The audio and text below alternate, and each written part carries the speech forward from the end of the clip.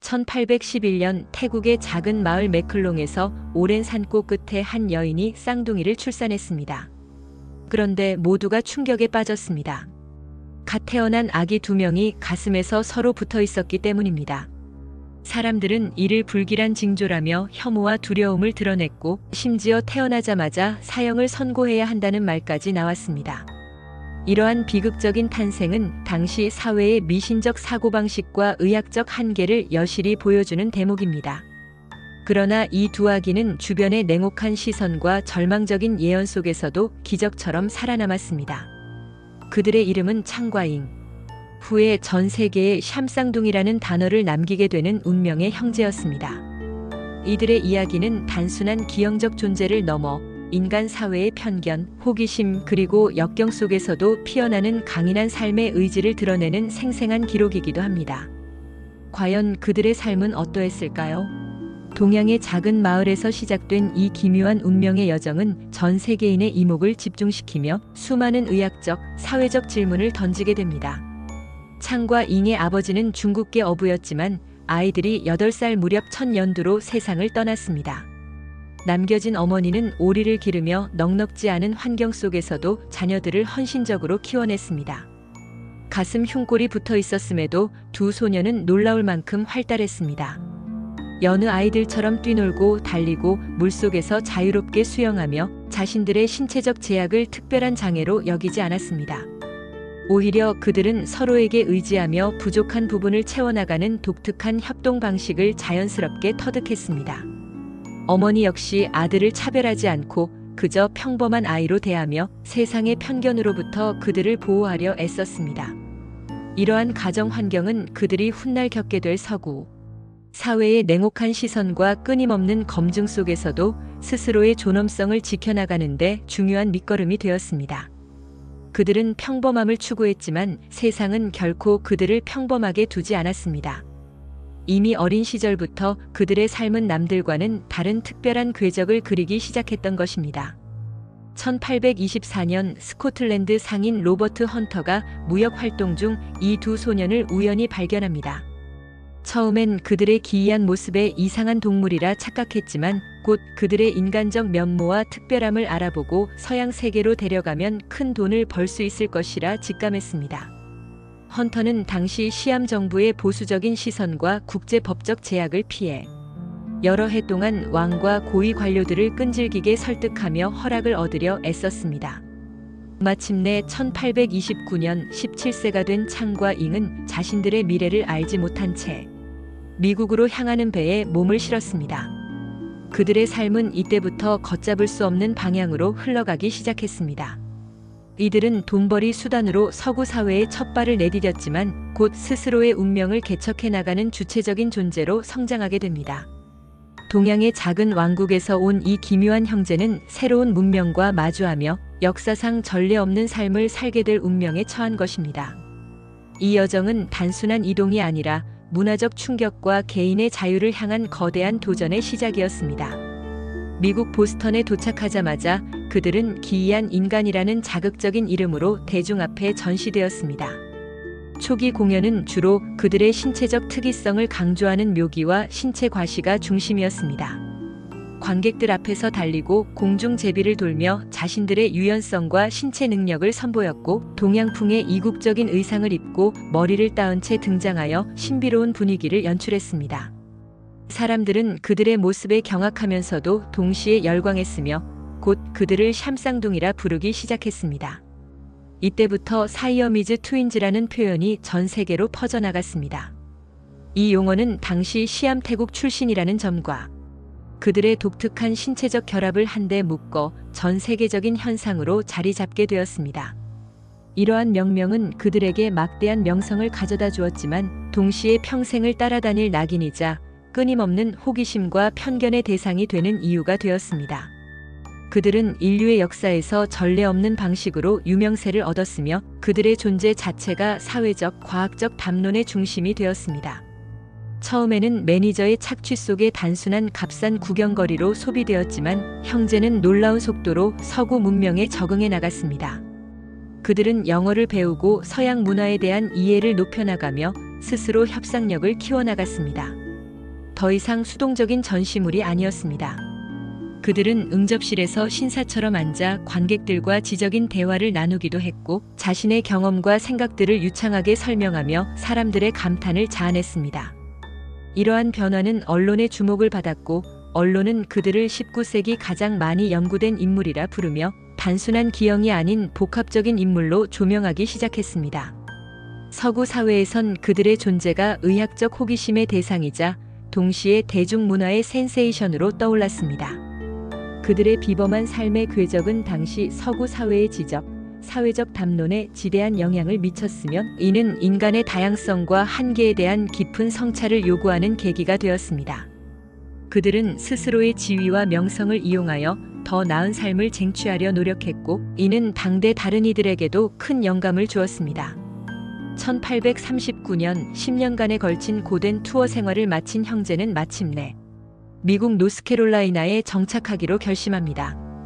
그들은 미국 시민권을 얻었으며 광활한 농지를 매입하여 직접 농장을 일구고 노예를 사들였습니다. 이는 당시 남부 사회의 전형적인 성공한 백인 지주의 모습과 다를 바 없었습니다. 또한 지역에 명망 있는 자매인 애들레이드 예이츠와 사라 예이츠를 만나 결혼하여 각각 10명과 11명의 자녀를 두었습니다. 총 21명에 달하는 대가족을 이루며 미국 사회에 깊이 뿌리내린 것입니다. 창과 잉은 각자의 집을 오가며 3일씩 번갈아 생활하는 기묘한 가족 시스템을 유지했습니다. 이 독특한 생활 방식은 당시 언론의 끊임없는 화제가 되었으며 그들의 사생활에 대한 대중의 호기심을 자극했습니다. 이들의 삶은 더 이상 기이한 구경거리가 아닌 성공적인 미국인의 모습으로 변모했습니다. 광대한 농장과 대가족을 이루며 그들은 스스로의 방식으로 아메리칸 드림을 실현해 나갔고 이는 많은 이들에게 놀라움과 함께 존경심을 불러일으켰습니다. 그들은 단순히 살아남은 것을 넘어 자신들의 삶을 주도적으로 개척해 나가는 강인한 모습을 보여주었습니다. 하지만 그들의 삶은 단순한 성공담으로만 끝나지 않았습니다. 1861년 남북 전쟁이 발발하자 노예를 소유하고 있던 형제는 자연스럽게 남부 귀족 계급으로 분류되었습니다. 아이러니하게도 그들의 독특한 결합은 당시 분열된 미국 사회의 정치적 은유로 소비되기 시작했습니다. 언론은 그들의 떨어질 수 없는 결합을 연방과 남부 그리고 노예제를 둘러싼 첨예한 갈등을 상징하는 도구로 활용했습니다. 실제로 창과 잉은 노예제를 옹호하는 휘그당을 지지했지만 대중은 그들의 이미지에 자신들의 정치적 의미를 덧씌우며 조롱과 풍자를 이어갔습니다. 그들의 비범한 신체는 정치적 혼란 속에서 더욱 복잡한 의미를 부여받았고 이는 그들에게 또 다른 형태의 고통과 심적 부담으로 다가왔습니다. 사회는 그들을 자신들의 이념적 대립을 설명하는 도구로 활용하려 했고 이는 평생을 타인의 시선 속에 살아온 그들에게 피할 수 없는 또 다른 시련이었습니다. 그들의 명성과 부가 오히려 정치적 희생양이 되는 역설적인 상황이 연출된 것입니다. 전쟁이 끝난 후 남부의 패배로 인해 형제는 대부분의 재산과 노예를 잃게 되었습니다. 경제적 어려움에 직면한 그들은 다시 무대에 서야만 했습니다. 노년의 몸을 이끌고 영국과 미국을 순회하며 관객을 만났습니다. 이제는 젊은 시절처럼 화려한 묘기를 선보이는 것이 아니라 자신들의 파란만장한 가족 이야기와 삶의 고난을 솔직하게 나누며 사람들의 동정을 자극하는 방식으로 변화했습니다. 한때 세계적인 명성을 누렸던 형제는 생계를 위해 다시 스스로를 전시해야 하는 비극적인 운명에 처하게 된 것입니다. 이 시기의 투어는 과거의 화려함과는 거리가 멀었습니다. 재정적 어려움과 노화는 그들을 다시 대중 앞에 세웠고 그들은 자신들의 인생 역정을 팔아 생계를 이어가야 하는 처지에 놓였습니다. 이는 그들의 삶이 결코 순탄하지 않았음을 보여주는 또 다른 증거이자 사회적 약자가 겪어야 하는 고난의 단면을 드러냅니다. 그들은 명성과 비극이 교차하는 삶을 살았으며 마지막까지 생존을 위해 투쟁해야 했습니다. 1870년 창이 뇌졸중으로 쓰러지며 오른쪽 몸이 마비되는 비극적인 사건이 발생했습니다. 이후 그는 잦은 음주와 건강 악화로 고통받았지만 앵은 형을 지극정성으로 돌보며 곁을 지켰습니다. 그리고 1874년 1월 17일 창이 먼저 세상을 떠나자 불과 2시간도 지나지 않아 앵도 함께 숨을 거두었습니다. 평생을 물리적으로 떨어질 수 없었던 그들은 결국 죽음마저 함께 맞이한 것입니다. 이들의 죽음은 단순한 생명의 끝이 아니라 평생을 함께한 유대와 운명의 마지막 장을 의미했습니다. 한 몸으로 살았던 두 형제는 죽음으로써 비로소 영원히 하나가 되었습니다. 그들의 삶과 죽음은 인간의 존재론적 질문을 던지며 사랑과 운명에 대한 깊은 성찰을 요구합니다. 2시간이라는 짧은 간격은 그들의 결합이 단순한 신체적 현상을 넘어 정신적이고 영적인 차원에서 얼마나 깊이 연결되어 있었는지를 보여주는 상징적인 순간입니다. 사후 진행된 부검 결과 두 사람은 간 일부가 연결되어 있었지만 놀랍게도 신경은 공유하지 않았음이 밝혀졌습니다. 현대 의학 기준으로는 충분히 분리 수술이 가능했을지도 모르지만 당시의 미숙한 의료 기술로는 너무나 위험한 시도였기에 감히 시도하지 못했습니다. 의사들은 앵의 사인을 두고 심도 깊은 논쟁을 벌였습니다. 일부 학자들은 형이 죽은 충격으로 앵의 심장이 멎었다는 정서적인 요인에 의한 사망 가능성을 제기했습니다. 반면 다른 이들은 형에게만 혈액을 우선적으로 공급하다. 결국 앵의 순환 시스템이 무너졌다는 생리학적인 가설을 주장했습니다. 분명한 건 앵이 스스로 형과의 운명을 거부하지 않았다는 사실이었습니다. 그들의 생물학적 결합은 심리적, 감성적 유대로 이어져 결국 한쪽의 죽음이 다른 쪽의 생명을 앗아가는 비극으로 이어진 것입니다. 현대 의학의 관점에서 보면 안타까운 일이지만 당시로서는 어쩔 수 없는 숙명이자 그들의 삶과 죽음을 관통하는 강렬한 상징이었습니다. 그들은 죽음으로써 비로소 진정한 의미의 하나가 된 것입니다. 창과 인 형제는 단순한 기형적 존재로 치부될 수 없는 인물들이었습니다. 그들의 삶은 인간 사회의 뿌리 깊은 편견, 끝없는 호기심, 그리고 때로는 탐욕이 얼마나 가혹한 무대가 될 수 있는지를 생생하게 보여줍니다. 사람들에게 괴물이라 불리기도 했지만 동시에 그들은 사랑하는 아내와 수많은 아이들을 둔 다정한 아버지였으면 죽는 순간까지도 떨어질 수 없었던 진정한 형제였습니다. 그들은 자신의 의지와는 상관없이 세상의 시선 속에 놓였지만 그 안에서 최선을 다해 자신의 삶을 살았고 가족을 이루며 사랑을 나눴습니다. 그들의 이야기는 신체적 다름이 인간의 존엄성이나 삶의 가치를 결코 훼손하지 않음을 증명합니다. 오히려 그들은 자신들의 한계를 극복하고 평범한 삶을 일구어내며 인간 정신의 강인함을 보여주었습니다. 그들의 삶은 인류에게 다양성과 포용의 가치를 끊임없이 상기시키는 중요한 메시지를 전달합니다.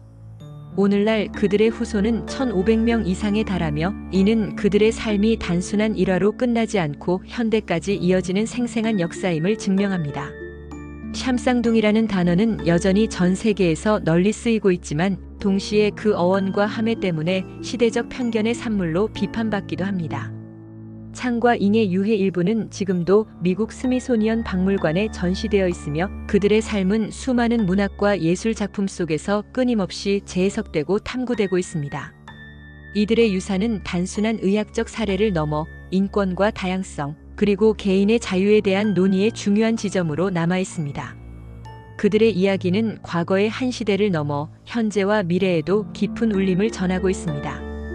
1811년 태어날 때부터 죽음을 선고받았던 두 소년. 그들은 사회의 편견과 운명의 가혹함 속에서도 자신들의 삶을 개척하며 인류 역사에 지워지지 않을 흔적을 남겼습니다.